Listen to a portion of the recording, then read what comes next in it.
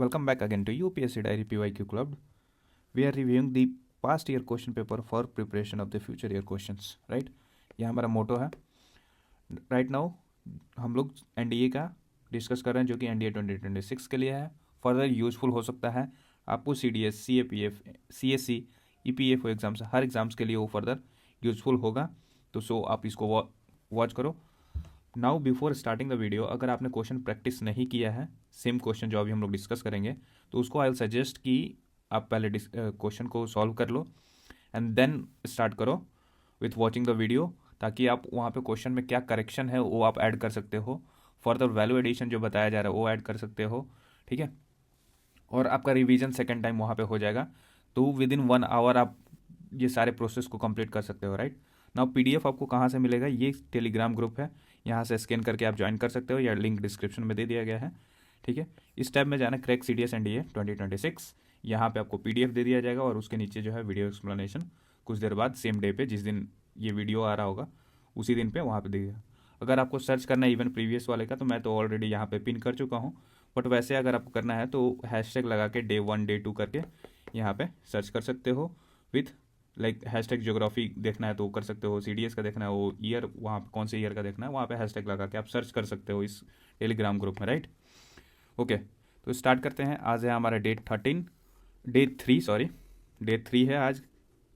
और आज हम लोग डिस्कस करेंगे 2017 के जो फर्स्ट और सेकंड पेपर है दोनों. सब्जेक्ट होगा पॉलिटी और एग्जाम होगा एनडीए के पॉलिटी सेक्शन को हम लोग डिस्कस करेंगे. और ये कौन से ईयर का होगा? 2017 फर्स्ट एंड सेकंड पेपर दोनों होगा इसमें. ये हमारा पार्ट है PYQ to FYQ series, already आपने देखा होगा. ठीक है. तो नाउ 2017 का फर्स्ट पेपर हम लोग डिस्कस करते हैं. पहला क्वेश्चन है कि which of the following state of India, which one among the following state of India recently proposed to frame the first international security act to deal with the challenges of terrorism, insurgency, communalism and caste violence. अब ये कह रहा है कि कौन सा पहला, इनमें से कौन सा पहला स्टेट है इंडिया का जो कि फर्स्ट इंटरनेशनल सिक्योरिटी एक्ट को लेकर आया था. ठीक है. जो डील करता है कि जो भी चैलेंजेस अराइज हो due to terrorism, insurgency, communalism and caste violence, उसकी वजह से, तो उससे प्रोटेक्ट करने के लिए फर्स्ट इंटरनल सिक्योरिटी एक्ट कौन लाया था, कौन से स्टेट? तो राइट आंसर इसका महाराष्ट्र लेकर आया था. ठीक है. Option A is the right answer. Now further हम लोग देखेंगे यहाँ पे कि ये देखो internal security and organise crime से रिलेटेड टॉपिक है हमारा. क्वेश्चन तो आपने देख लिया, राइट आंसर इसका महाराष्ट्र है. बट नाउ देखो कंटेक्स्ट क्या था कि नॉन फॉर द MCOCA, मतलब क्या है? Maharashtra control of organise crime act. And proposal क्या लाया गया था? MPSA, मतलब क्या होता है? Maharashtra protection of internal security act. उसके थ्रू इसका सिग्निफिकेंस क्या होगा कि डेमोन्स्ट्रेट करे the federal power of state to legislate on public order and police. ये फर्दर ये सिग्निफिकेंस क्या कर रहा है? Protection of internal security act ये क्या कर रहा है? ये डेमोन्स्ट्रेट कर रहा है कि फेडरल पावर ऑफ स्टेट जो है वो लेजिस्लेट कर सकता है on public order and police के बेसिस पे. नहीं. नाउ की टेक अवे क्या है यहाँ पे? State has the power to enact security laws. सबसे बड़ी चीज़ है यहाँ पे कि स्टेट के पास पावर है to enact security laws under state list. ये ध्यान रखना, जो कि शेड्यूल 7 में है. Right. Entries for public order and police. Now आपको पता होना चाहिए कि पुलिस जो है ये भी स्टेट लिस्ट में आता है. तो police is a state list subject. Exception क्या है कि जो दिल्ली है, न्यू दिल्ली, यहाँ का पुलिस जो है वो सेंट्रल में आता है. बाकी जो है हर स्टेट में police is a state subject under 7 schedule. ठीक है. तो इसको याद रखना. नाउ वैल्यू एडिशन भी हो गया, एग्जैक्ट एक्सप्लेनेशन भी हो गया. ठीक है. आगे बढ़ते हैं हम 79 नंबर में. कह रहे कि by fulfilling which one of the following condition can a political party claim the status of A national party. अब मैं आपको अभी दिखाता हूँ कि नेशनल पार्टी से रिलेटेड ऑलरेडी हम लोगों ने यहाँ पे डिस्कशन कर रखा है कि नेशनल पार्टी से रिलेटेड यहाँ पे देखो इलेक्शन कमीशन जो है क्वेश्चन पूछा था कि कब रिकॉग्नाइज करता है political party as a national party. ये कब का क्वेश्चन है? क्वेश्चन है 2016 का फर्स्ट, है ना? फर्स्ट एग्जाम में पूछा हुआ था. नाउ 2017 का जो फर्स्ट एग्जाम है, यहाँ पे देखो 2017 का फर्स्ट एग्जाम, यहाँ पे पूछा है कि बताओ कि कौन सी कंडीशन फुलफिल होगा तब एक पॉलिटिकल पार्टी को हम कहेंगे नेशनल पार्टी. तो ऐसे PYQ का रिपीटेशन होता है अगेन एंड अगेन. ये आज देख रहे हो सकता है कि ये 2026 में क्वेश्चन आ सकता है, बिकॉज इलेक्शन कमीशन एंड उससे रिलेटेड चीज़ें जो है काफ़ी ज़्यादा न्यूज़ में है पॉलिटिकल पार्टीज. काफ़ी सारे स्टेट में इलेक्शन भी हुए हैं, तो हो सकता है कि ये क्वेश्चन आ जाएगा। बट मेजर क्या है कि मैं बताना यही चाह रहा हूँ कि PYQ इतना इंपॉर्टेंट हो जाता है कि सिर्फ PYQ से अगर कोई रिपीटेडली कर ले विथ वैल्यू एडिशन तो एग्ज़ाम निकल सकता है एटलीस्ट, ठीक है। तो यह बहुत करीब जा सकते हो PYQ से। तो do follow this till the last and do share your feedback. अब देखो फर्स्ट क्वेश्चन क्या है कि it secure at least 6% vote, 6% of the valid vote polled in any 4 और मोर स्टेट। देखो 6% होना चाहिए, 6% होना चाहिए प्लस 4 और प्लस प्लस लिख देते हैं मोर के लिए, मोर स्टेट्स, है ना। 6% क्या होना चाहिए, वैलिड वोट होना चाहिए एंड 4 या उससे ज़्यादा स्टेट्स में पोल्ड होने चाहिए ये सारे votes at a general election in the house of the Lok Sabha के असेंबली या स्टेट असेंबली। ये स्टेटमेंट बिल्कुल सही है नेशनल पार्टीज का दर्जा देने के लिए। सेकेंड ऑप्शन है कि इट विन्स एटलीस्ट 4 सीट, बिल्कुल बात सही है। In the house of the people from any state और स्टेट्स और विन एटलीस्ट, यहाँ पे देखो सेकंड स्टेटमेंट, पहला स्टेटमेंट सही है यहाँ से, at least 2% of seats in the house of the people, ये भी ठीक ही है। मतलब क्या, वो 2% सीट जीत जाए, यानी कि 11 सीट जो है in the existing house having 5 total member 543 हैं, उसमें से अगर 11 सीट जो कि 2% ऑफ सीट होता है, अगर उतने भी सीट जीत जाता है फिर भी नेशनल पार्टी का दर्जा उनको मिल सकता है। और देखो जो सेकेंड वाला केस है ना, सेकेंड वाला केस ये कह रहा है कि and these members are elected from at least 3 different states, यहाँ पे कैच हो सकता है कुछ, ठीक है, बट ये सही है कि 3 डिफरेंट स्टेट से भी इनको होना चाहिए ना। तो party in question has got recognition as a state party in at least 2 states, ये मैंडेटरी नहीं है, यहाँ पे 2 स्टेट्स नहीं है, 2 स्टेट की जगह पे 2 स्टेट गलत है, यहाँ पे 4 स्टेट में कम से कम उसको स्टेट पार्टी का दर्जा मिला हो तभी जाके वो नेशनल पार्टी बन सकता है। नाउ फोर्थ नंबर है कि it must have its head quarters in new Delhi, ये बात गलत है, ठीक है।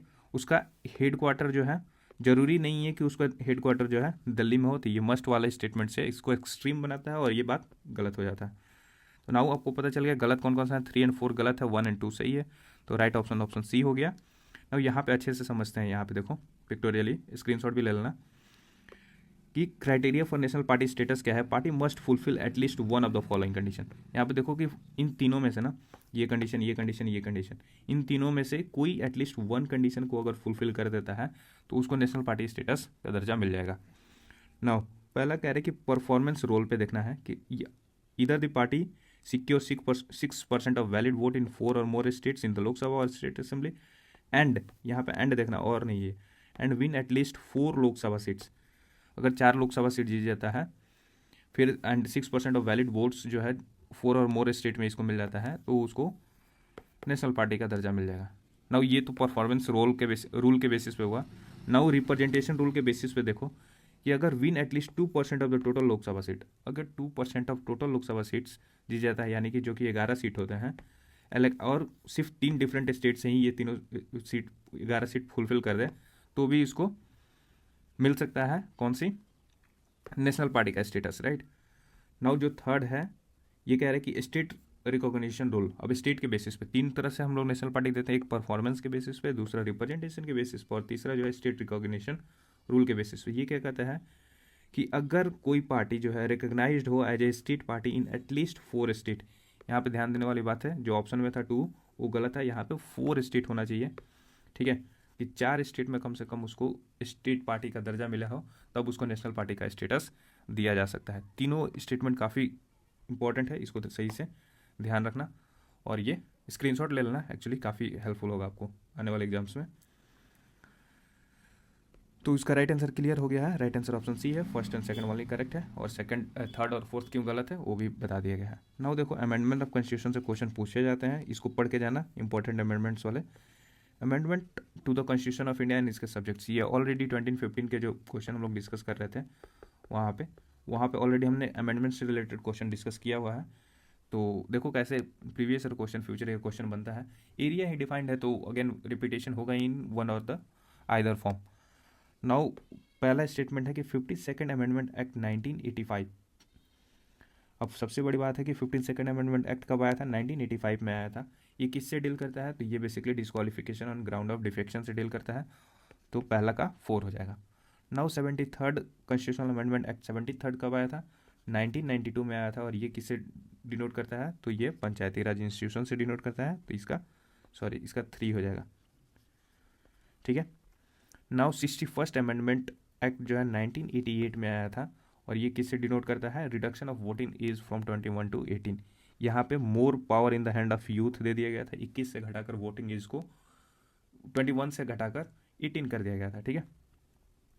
नाउ 86 अमेंडमेंट एक्ट 2006 में आया था, और ये जो है राइट टू एजुकेशन से डील करता है, जो कि आर्टिकल एजुकेशन से डील करता है। अब यहाँ पे राइट आंसर क्या होगा? 4312, जो कि ऑप्शन बी हो जाएगा।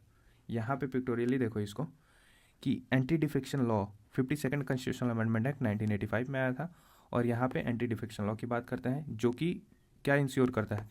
इंश्योर करता है stability in the government, right, ताकि कोई इधर से उधर हो ना हो, गवर्नमेंट जो है वो स्टेबल रहे, वैसे इसके लिए लाया गया था। 1988 में 61st कॉन्स्टिट्यूशनल अमेंडमेंट एक्ट लाया गया था, और यहाँ पे वोटिंग एज को 21 से घटाकर 18 कर दिया गया था। इसमें बेसिकली यूथ इंक्लूजन कर दिया गया था और ज़्यादा, कि यूथ का पार्टिसिपेशन हो इन द डेमोक्रेसी। 1992 में जो 73rd कॉन्स्टिट्यूशनल अमेंडमेंट एक्ट आया था, वो कौन था? वो क्या लाया था? पंचायती राज इंस्टीट्यूशन के बारे में बात करता है। ये बेसिकली डिसेंट्रलाइजेशन ऑफ पावर की बात करता है, डिसेंट्रलाइजेशन ऑफ पावर की बात करता है। ठीक है। नाउ 2006 में क्या हुआ था कि 86 कॉन्स्टिट्यूशनल अमेंडमेंट आया था, राइट टू एजुकेशन, जो कि एक पार्ट ऑफ फंडामेंटल राइट बन गया। अब देखो इससे क्या हुआ ना कि ये कंप्लीट हो गया। 2017 यहाँ पे 4-5 क्वेश्चन थे, वो कंप्लीट हो गए हैं। फाइनल यहाँ पे देखो कि ये क्या बताता है कि कॉन्स्टिट्यूशन जो है सिर्फ एक not a mayor legal document, constitution सिर्फ एक लीगल डॉक्यूमेंट नहीं है, बट ये स्ट्रक्चर ब्लूप्रिंट है किसका? ऑफ पावर डिस्ट्रीब्यूशन का, चेक्स एंड बैलेंसेस का, जो इवॉल्व हुआ है थ्रू अमेंडमेंट, जिसको लिविंग कॉन्स्टिट्यूशन बोलते हैं, to address contemporary challenges while retaining its core federal and parliamentary pillars. मतलब इसके बेसिक फीचर्स को वैसा ही रखते हुए हम लोग इसको इवॉल्व भी कर रहे हैं, और चैलेंजेस को एड्रेस करते हुए इवॉल्व कर रहे हैं थ्रू अमेंडमेंट्स। और ये ब्लूप्रिंट दिखाता है कॉन्स्टिट्यूशन क्या होता है? स्ट्रक्चर्ड ब्लूप्रिंट है किसका? पावर डिस्ट्रीब्यूशन का, चेक्स का एंड बैलेंसेस का, सबका एक कॉम्बिनेशन है हमारा कॉन्स्टिट्यूशन। नाउ नेक्स्ट पार्ट हम लोग स्टार्ट करते हैं 2017 का जो सेकंड पेपर हुआ था उसका। अगर आपको पहला पार्ट सही लगा हो तो गिव अ थम्स अप। ठीक है। उसका वैल्यू एडिशन एंड बाकी सारी चीज़ें, एक बार नहीं, क्वेश्चन को बार बार डिस्कस किया जा रहा है ताकि आपको याद हो जाए। आई होप कि you will watch till the end. Now second start करते हैं 2017 का सेकंड वाला। Which of the following is not a subject that has been developed to the Panchayati Raj institution by the 11th schedule of the Constitution of India?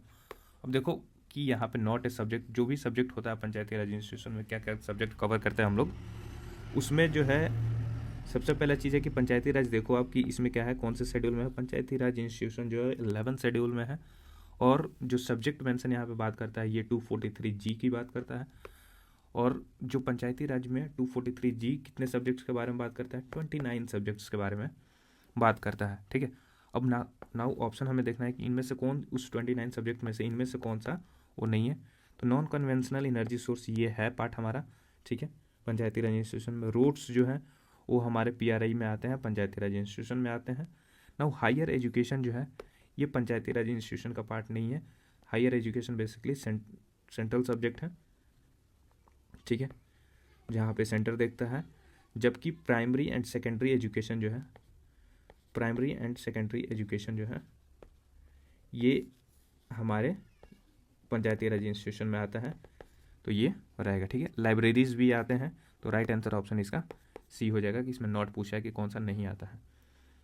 Now यहाँ पे देखो कि 11th subject में जो इंक्लूडेड है वो कौन सा है, वो एग्रीकल्चर एंड लैंड से रिलेटेड जो भी इशू चीज़ें होती हैं वो बेसिक लेवल पे 11th शेड्यूल में मेंशन है। नाउ लाइब्रेरीज हैं फॉर, फिर रोड एंड कलवर्ट्स जो है आसपास में, वो सारी चीज़ें। नॉन कन्वेंशनल एनर्जी सोर्सेज भी हैं, जो भी चीज़ें जो विलेज लेवल पे हो सकती हैं रिजॉल्व, वो सारी चीज़ें जो है मैनेज हो सकती हैं, वो सारे जो है उस 29 सब्जेक्ट के अंदर आता है। नाउ इसमें एक्सक्लूडेड क्या है वो हमें देखना है कि हायर एजुकेशन जो है वो एक्सक्लूडेड है, वो सेंट्रल सब्जेक्ट के अंदर आता है, जबकि प्राइमरी एंड सेकेंडरी इंस्टीट्यूशन जो है वो पंचायती राज के अंदर इंक्लूडेड है। ठीक है। अब हायर एजुकेशन क्यों ऐसा बाहर है, वो पंचायती राज में नहीं है, क्योंकि उसके कॉम्प्लेक्स इंफ्रास्ट्रक्चर होते हैं requiring state and central standardisation and massive funding की ज़रूरत होती है, जहाँ पे जो लोकल लेवल है उस पर वो सही से परफॉर्म नहीं करेगा, इसलिए हायर एजुकेशन को हम लोग बाहर रखते हैं। ठीक है। अब नाउ यहीं पे देख लो कि 243G ये पंचायती राज इंस्टीट्यूशन से डील करता है, वेर जब बात हम म्यूनसिपलिटीज़ के करेंगे जो कि 74th कॉन्स्टिट्यूशनल अमेंडमेंट एक्ट के थ्रू आता है, तो उसमें जो टोटल नंबर ऑफ सब्जेक्ट्स है वो 18 सब्जेक्ट्स हैं। ठीक है। नाउ आपको कमेंट में बताना है कि ये जो है आर्टिकल जैसे 29 सब्जेक्ट के लिए 243G है, वैसे ही 243 यहाँ पे डैश और डैश दो सब क्लॉज हैं। ठीक है।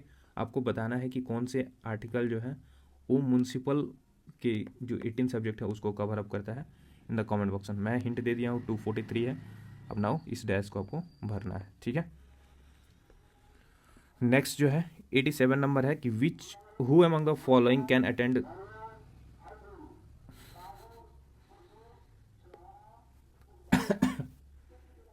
Who among the following can attend the meeting of both the House of Parliament while not being the member of either house? Now इस क्वेश्चन को देखो, यहाँ पे मैं पहले दिखाता हूँ कि कहाँ पे मैंने डिस्कस किया है।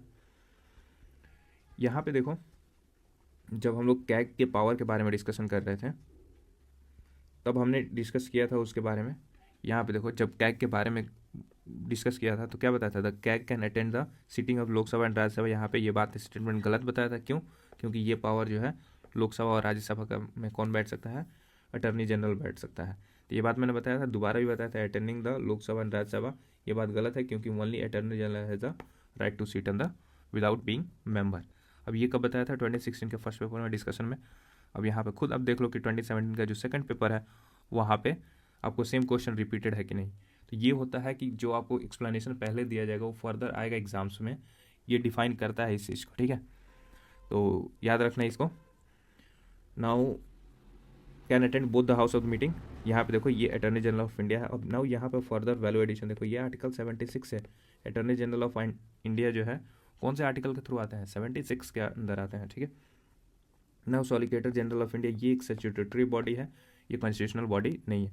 वाइस प्रेसिडेंट ऑफ इंडिया ये हमारे पास है, आपको पता है कि इनको चेयरमैन ऑफ राज्यसभा भी बोलते हैं। Controller and auditor general of India article 148 में आता है ये। ठीक है, okay. Now vice president of India, यहाँ पे इनका आर्टिकल क्या है एक बार देखना, कौन से आर्टिकल के through vice president of India आते हैं वो हमें बताना। ठीक है, और इस बार काफ़ी न्यूज़ में रहा है आर्टिकल 67 क्लॉज बी, इसको ज़रूर देख लेना। ठीक है, कि ये किस बात से डील करता है, ये आप पे होमवर्क दिया है। नाउ मैंने अटॉर्नी जनरल ऑफ इंडिया के बारे में बता दिया है कि office of the attorney general of India article 76, ये क्या है कि हाईएस्ट लॉ ऑफिसर है इन द कंट्री। जो कंट्री में सबसे हाईएस्ट लॉ ऑफिसर है वो कौन है? अटॉर्नी जनरल ऑफ इंडिया है। ठीक है। नाउ स्पेशल प्रिविलेज इनके पास क्या है कि राइट ऑफ ऑडियंस है। कहाँ पे? Can attend and speak, attend भी कर सकते हैं, स्पीक भी कर सकते हैं in the both house of the parliament, Lok Sabha and Rajya Sabha, and joint seatings में भी, और without being a member of that house, right. But इनके पास एक तो यहाँ पे अटेंड कर सकते हैं, दूसरा स्पीक कर सकते हैं, बट इनके पास वोटिंग पावर नहीं होती है। ठीक है, तो must not vote in any proceeding, कोई भी प्रोसीडिंग्स होता है वहाँ पे बैठ सकते हैं, अटेंड कर सकते हैं, बोल सकते हैं। ठीक है, लेकिन वोटिंग पावर जो है अटॉर्नी जनरल के पास नहीं होता है। बाकी जो है यहाँ पे वैसे जो भी अदर मेंबर्स हैं वो उनके पास और भी कोई भी प्रिविलेज नहीं है, बाकी प्रिविलेज। ठीक है। नाउ 96 नंबर हम क्वेश्चन देखते हैं कि which of the following, who among the following is the chairman of interdisciplinary committee constituted recently by the government of India to examine framework of virtual currencies. जो virtual currencies है, ठीक है, उससे related कौन सी committee बैठाई गई थी उसको एग्जामिन करने के लिए, उसके फ्रेमवर्क को? तो इसका राइट ऑप्शन है ऑप्शन सी, स्पेशल सेक्रेटरी बैठाए गए थे, डिपार्टमेंट ऑफ इकोनॉमिक अफेयर। इसको याद रखना, काफ़ी न्यू क्वेश्चन है, समटाइम्स इकोनॉमी वाले पार्ट में भी आता है। नाउ कह रहे कि regulating the unknowns, okay, question है, आंसर जो है स्पेशल सिक्योरिटी होते हैं डिपार्टमेंट ऑफ इकोनॉमिक अफेयर।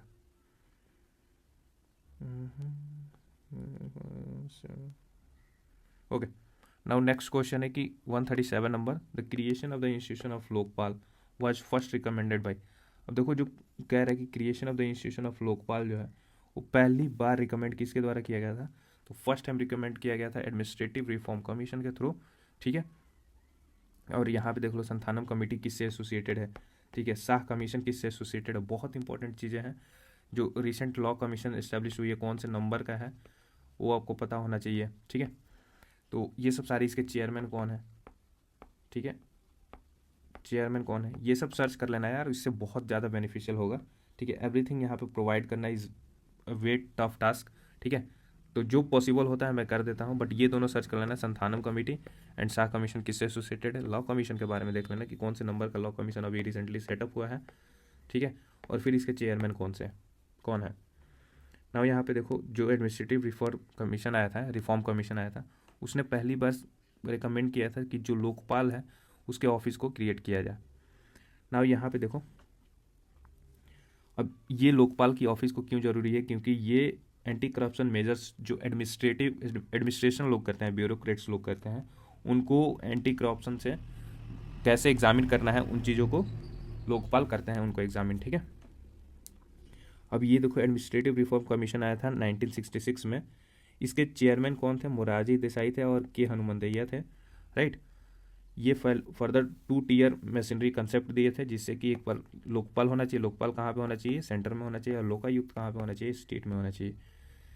और इन्हीं के रिकमेंडेशन के बाद से कौन से, मोरारजी देसाई कमेटी एंड के हनुमंतैया कमेटी के बेसिस पे फर्दर क्या हुआ था कि 2013 में, अब सोचो यहाँ से यहाँ तक आने में, यानी कि लगभग 40 साल हो गए, 40 साल बाद से इनके रिकमेंडेशन के बाद से ये एक्ट आया था, लोकपाल एंड लोकायुक्त एक्ट 2013। ये आफ्टर अन्ना आंदोलन जो हुआ था, अन्ना हजारे आंदोलन दिल्ली में, उसके बाद से ये एक्ट पास कर दिया गया था, ठीक है। जो फर्स्ट स्टेट बना था टू इन्फोर्स और इनेक्ट लोकायुक्त एक्ट, वो कौन था, महाराष्ट्र था, ठीक है। अब यहाँ पे इनका क्यों, ये लोकपाल की क्यों जरूरत थी, to create an independent body बनाना है to investigate cases of corruption against the public servant, अभी एक्सप्लेन किया था मैंने, राइट, ठीक है। तो आज का हमारा ये डिस्कशन खत्म हुआ। यहाँ पे फर्दर समरी देख लेते हैं कि आज हमने क्या क्या सीखा है। कॉन्स्टिट्यूशन में हमने अमेंडमेंट और फंडामेंटल राइट्स के बारे में देखा है। इलेक्शन में party status and voting power के बारे में देखा है। इंस्टीट्यूशन में हमने क्या देखा है कि अटॉर्नी जनरल और पार्लियामेंट इंस्टीट्यूशन के बारे में देखा है। Local government, panchayat and decentralisation के बारे में देखा है। नाउ सिक्योरिटी एंड फाइनेंस में हमने स्टेट लॉज एंड रेगुलेशन के बारे में देखा है। यहाँ पे बिग टेक अवे क्या है हमारा, mastering polity is not about memorising सिर्फ articles, it is about understanding the flow of power, the checks on authority and the evolution of law. ये हमारा फाइनल कंक्लूजन हुआ, ठीक है। नेक्स्ट वीडियो में हम लोग 2018 का डिस्कस करेंगे, ऐसे ही पिक्टोरियली इमेज और वैल्यू एडिशन के साथ, ठीक है। अगर आपका आज का वीडियो आपको सही लगा तो do give a thumbs up and thank you so much for watching.